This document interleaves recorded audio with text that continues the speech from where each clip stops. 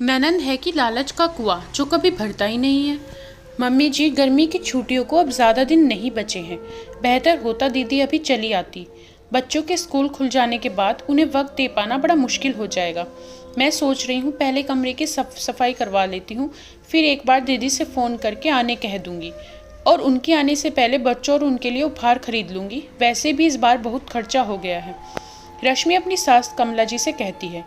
कमला जी बोली, हाँ बहू, गलती मेरी है। तुमने मुझे कहा भी था कि गंगा स्नान के लिए मत जाइए, फिर भी मैं चली गई। बताओ, 1 महीने बीमार रही पर मेरी बेटी एक बार मुझे देखने तक नहीं आई और खर्चा बेटे बहू का हो गया। बहू, ऐसा क्यों नहीं करती हो? अगर तुम्हारे पास कोई साड़ी या सलवार कुर्ता नया हो तो वही प्रिया को दे दो, नई खरीदने की ज़रूरत क्या है? रश्मि बोली, अरे नहीं नहीं मम्मी जी, आपके आशीर्वाद से इतनी भी दयनीय हालत नहीं हुई है। हाँ, इस महीने थोड़ा खर्च ज़्यादा हो गया है तो क्या हुआ, अगले महीने थोड़ा बचत कर लेंगे, सब अपने आप हो जाएगा। बस आप स्वस्थ रहिए और चिंता मत कीजिए, मैं सब संभाल लूँगी। बस खुश होकर आए और खुश होकर जाए। इतना कहकर रश्मि अपना काम करने चली गई। इधर परमिला सोचने लगी, बहू बहुत समझदार है, काश बेटी भी इतनी समझदार होती, क्योंकि जब भी आती है कुछ ना कुछ ख्वाहिशें लेकर आती है। ये बेचारी उन्हें पूरा करते करते थक जाती है, पर उसके चेहरे पर खुशी नहीं आती।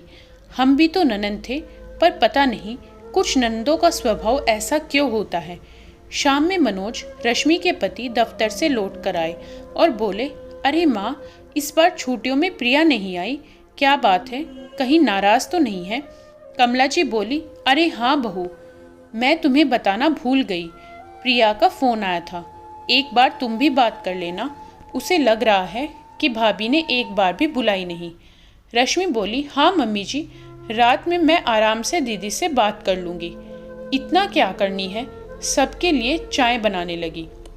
रात में सबको खाना खिलाने के बाद रश्मि ने अपनी ननंद प्रिया को फ़ोन किया और आने का न्योता दिया। प्रिया खुश होने की जगह 4 बातें सुना दी। हाँ हाँ, जब मम्मी ने कहा तब आप बुला रही हो, ऐसे तो कभी आप मुझे आने भी नहीं कहती हैं।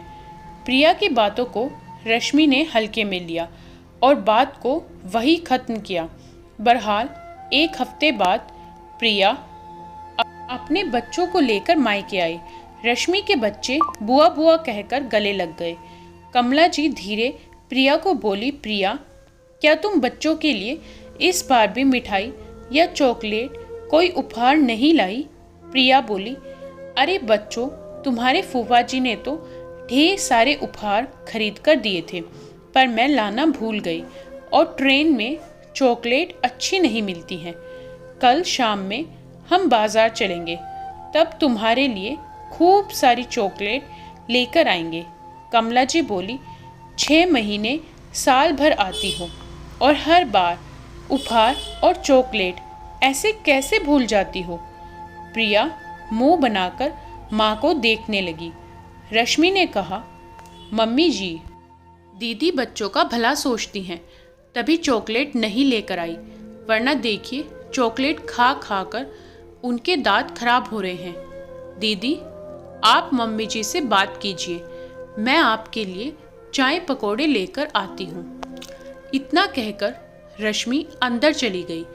रश्मि के जाते ही कमला जी बेटी से बोली, एक तुम्हारी भाभी है जो तुम्हारे आने से पहले इतनी तैयारी करती है और तुम हो कि कभी ना उसके लिए ना बच्चों के लिए कुछ लाती हो। नाराज प्रिया बोली, माँ, मुझे तो शक होता है कि आपकी बेटी मैं हूँ या वो है। कमला जी बोली, बेटा, शिकायत बेटी की हो या बहू की, दोनों सूरत में सुनना तो मुझे ही पड़ेगा। खैर छोड़ो, अब आई हो तो खुश रहो। थोड़ी देर बाद रश्मि ननंद के लिए पकोड़े और छाछ लेकर आई। रश्मि के गले में सोने की चैन देखी तो बोली, अरे भाभी, आप कब से इतनी मोटी चैन पहनने लगी? लगता है भैया की खूब कमाई हो रही है। हाँ हाँ, बहन के लिए तो कभी कुछ खरीदता नहीं, बीवी पर पैसे लुटाता है। रश्मि मुस्कुराकर बोली, अरे नहीं दीदी, मेरे भतीजे का मुंडन था, उसमें मेरी भाभी ने मुझे ये चैन दी थी। प्रिया बोली, सीखो भाभी, अपनी भाभी से कुछ सीखो। अपनी ननंद को कितना अच्छा उपहार देती है और आप हो कि हर बार मुझे साड़ी या सूट का कपड़ा देकर टाल देती हो। रश्मि मुस्कुराकर वहाँ से चली गई। कमला जी बोली, प्रिया, तुम बस लेने की ही बात करती हो। तुमने बहुत से ये क्यों नहीं पूछा कि उसने अपनी भाभी और भतीजे को क्या दिया। प्रिया आश्चर्य से माँ को देखने लगी तो उन्होंने कहा, जितना उसकी भाभी ने दिया उससे दुगना इसने उसके लिए किया। रिश्ते एक तरफा नहीं निभाए जाते हैं, ये बात जान लो। 2 दिन बाद प्रिया रश्मि से बोली, भाभी, आप मेरे रहने का इंतज़ाम हर बार नीचे वाले कमरे में क्यों करती हैं? मुझे नीचे का कमरा बिल्कुल पसंद नहीं, वो बहुत छोटा है।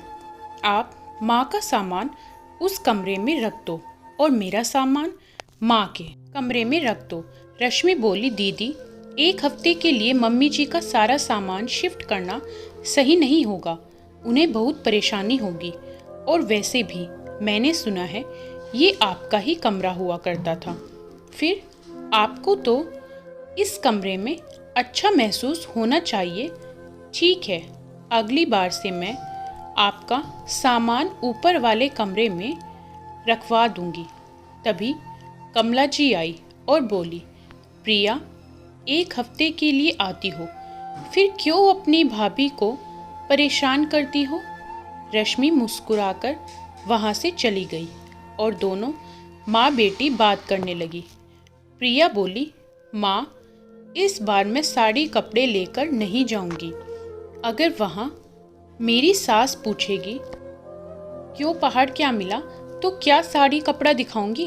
कमला जी बोली, तो बेटा बताओ, तुम्हें इस बार उपहार में क्या चाहिए? प्रिया मुंह बनाते हुए बोली, माँ, भाभी ने जो चैन पहनी है, कहो ना वो मुझे उपहार में दे दे।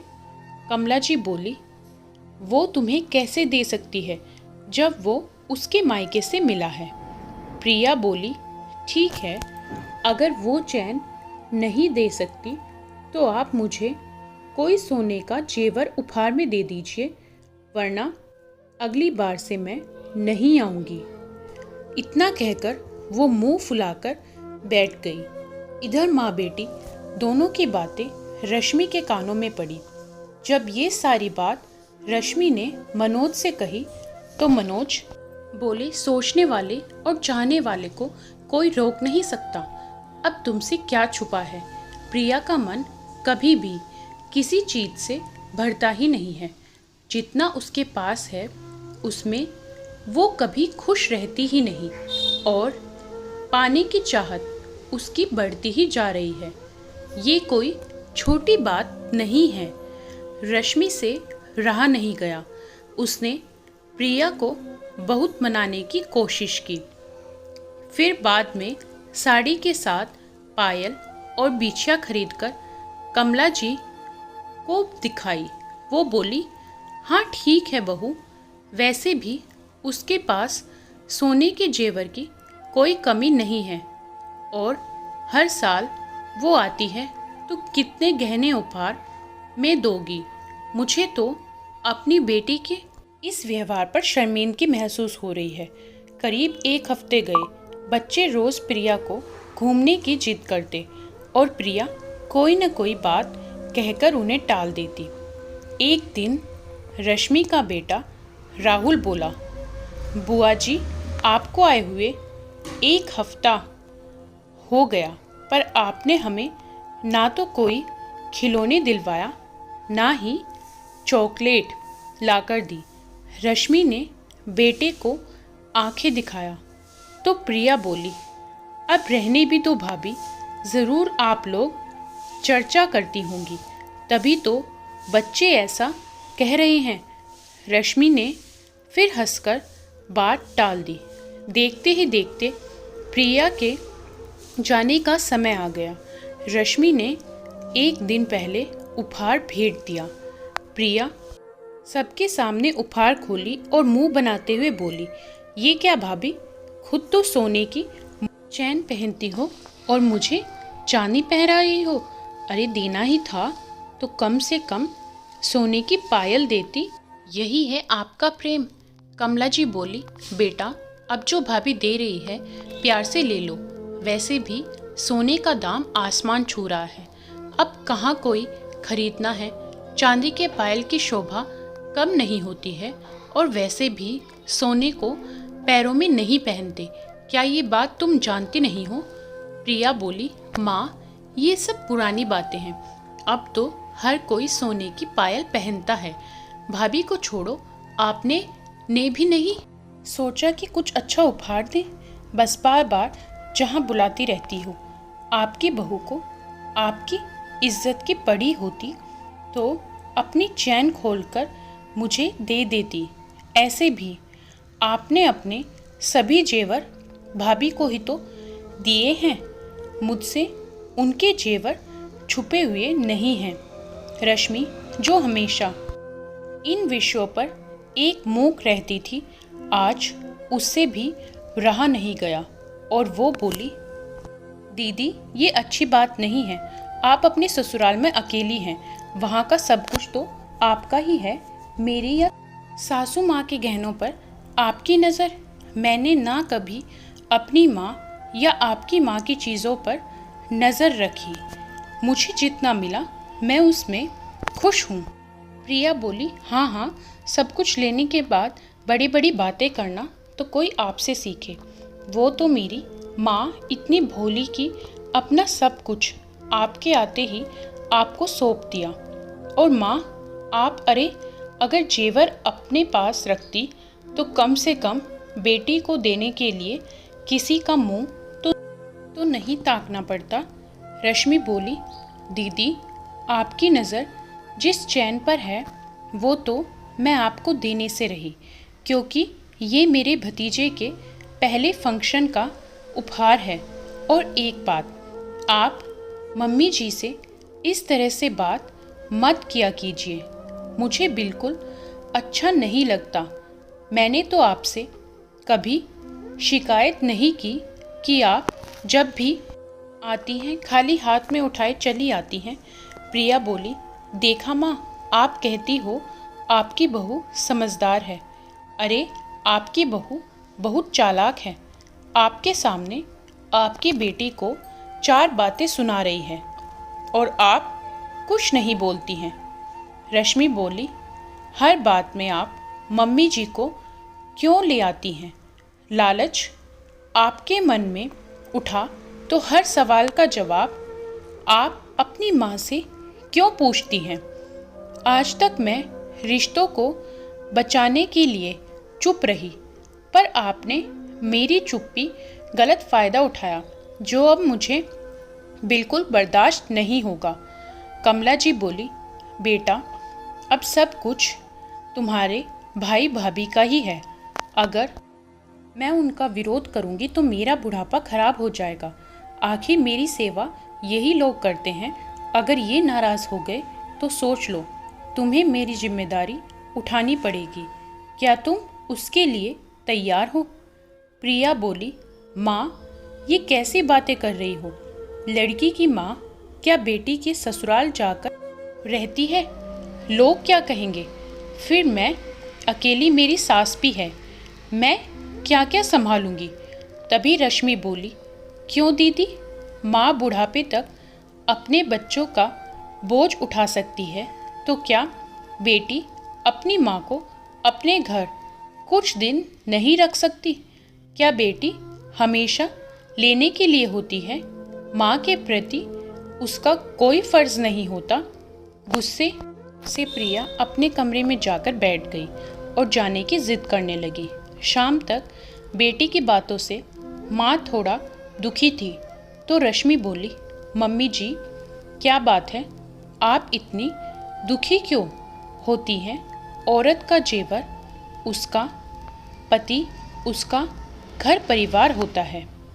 अगर आप कहेंगी तो मैं वो चैन दीदी को दे देती हूँ, आपसे बढ़कर कुछ नहीं है।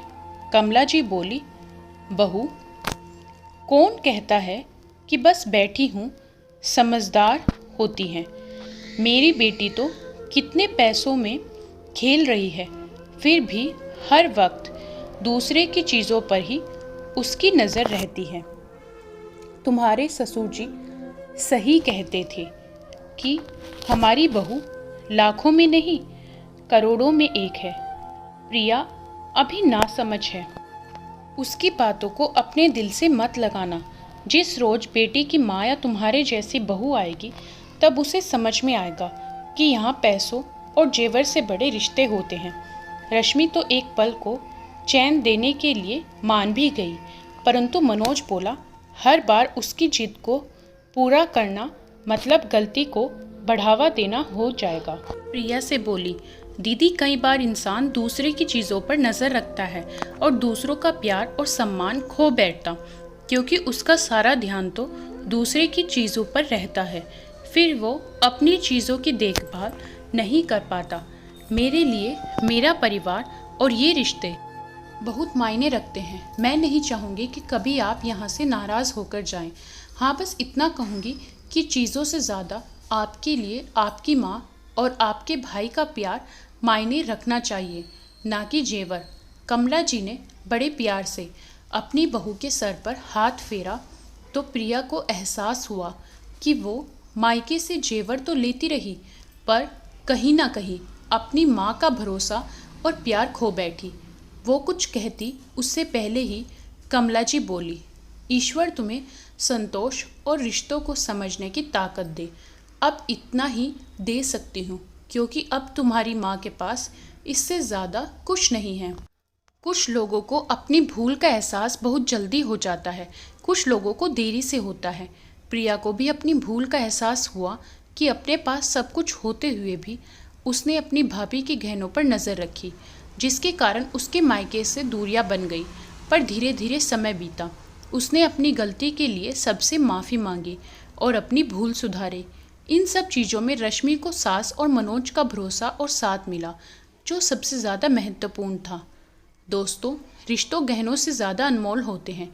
इनकी गरिमा को पहचानिए, जितना आपके पास है उसी में खुश रहिए, वरना लालच के चक्कर में आपके पास जो खुशियाँ हैं वो भी कहीं खो ना जाएं।